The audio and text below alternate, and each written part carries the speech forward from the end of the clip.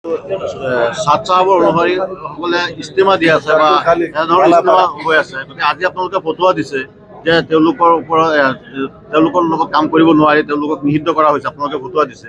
গতিকে তেওঁলোকৰ যি ইস্তেমা আছে সেই ইস্তেমা যদি মানুহসকলে কেনেকৈ সাদ চাহেবে নিজে গুমৰাহ হৈ গৈছে, মানে পথভ্ৰষ্ট হৈছে, ইছলামৰ বাটৰ পৰা আঁতৰি গৈছে আৰু যি কথা কয়, যি কোৰাণ হাদিছৰ অপব্যাখ্যা কৰি থাকে আৰু নিজে মন গঢ়া মছলা ফটোৱা দি থাকে। এই গোটেইখিনি চিন্তা চৰ্চা কৰি সকলো ওলামা, পৃথিৱীত যিমান দাৰুল ইফতা আছে, ফটোৱা বিভাগ আছে, সকলো ওলামাই একমত হৈ ফটোৱা দিছে যে সি গুমৰাহ হৈ গৈছে, তেওঁ গুমৰাহ পথভ্ৰষ্ট হৈছে। এতিয়া আমি তেওঁক অমুছলমান বুলিও ক'ব পাৰোঁ, যদিও সন্মানৰ খাতিৰে নকয়। গুমৰাহ শব্দ ব্যৱহাৰ কৰিছে, পথভ্ৰষ্ট শব্দ ব্যৱহাৰ কৰিছে, শব্দটো অলপ হালকা শব্দ ব্যৱহাৰ কৰিছে। আচলতে ইছলামৰ পৰা আঁতৰি গৈছে মানুহজন। গতিকে তেওঁৰ লগত কাম কৰা কেতিয়াও জায়েজ হ'ব নোৱাৰে। সেইটো আমি গোটেই আসামৰ ওলামাসকল একগোট হৈ ফটোৱা দিলোঁ আজি যে সাদ চাবৰ অধীনত আৰু সাদ চাবৰ অনুসাৰী মানুহৰ অধীনত কাম কৰা নাজায়েজ, তেওঁৰ লেকচাৰ শুনা নাজায়েজ, তেওঁৰ লেকচাৰ এক ঠাইৰ পৰা আন ঠাই প্ৰচাৰ কৰাটো নাজায়েজ। কিয়নো তেওঁৰ লেকচাৰ শুনিলে মানুহ গুমৰাহ হৈ যাব। এনে কথা লেকচাৰৰ মাজত সোমাই দিয়ে যে সেই এটা কথা বিশ্বাস কৰিলে আমাৰ ইছলামী যিটো আকিদা আছে, ইমান আছে, ইমানে নষ্ট হৈ যাব।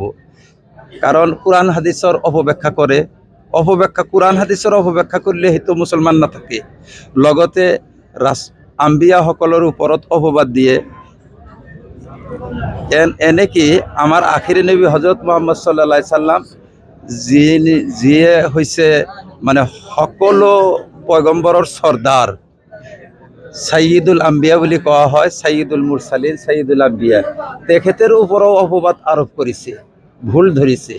যি মানুহে কোনো নবীৰ ভুল ধৰে, নবীৰ সমালোচনা কৰে, ৰাছুলৰ সমালোচনা কৰে, একদম সি মুছলমান থাকিব নোৱাৰে, সি ইমানৰ পৰা ওলাই যায়, ইছলামৰ পৰা ওলাই যায়।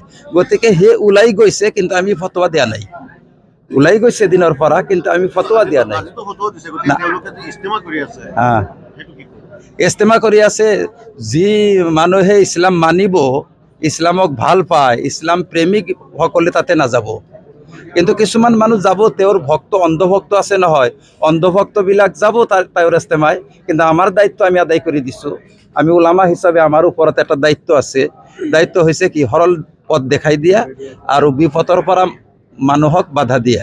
আমি বাধা দিছোঁ আৰু সৰল পথ যিটো সেইটো আমি বাতাই দিছোঁ যে যদি আপোনালোকে দাৱতৰ কাম কৰে, ওলামাসকলৰ লগত পৰামৰ্শ কৰি কাম কৰিব, সাদৰ অধীনত নহয়। ওলামাসকল আছে নহয়, গোটেই পৃথিৱীততো ওলামা আছে, এই ওলামাসকলৰ পৰাতো আমি মানা কৰা নাই। ওলামাৰ লগত পৰামৰ্শ কৰি আপোনালোকে কাম কৰিব, ইস্তেমা ওলামাসকলৰ লগত পৰামৰ্শ কৰি কৰিব। দেখা গৈছে নগাঁও জিলাৰ কচুৱাত এঠাইত ইস্তেমা হৈ আছে আৰু শোণিতপুৰ জিলাৰ ঢেকীয়াজুলিত হৈ আছে। ৰূপহীৰ পৰা দেখা গৈছে দুই ঠাইত মানুহবিলাক গৈ আছে। কোনটো ইস্তেমাত যাবৰ কাৰণে আহ্বান?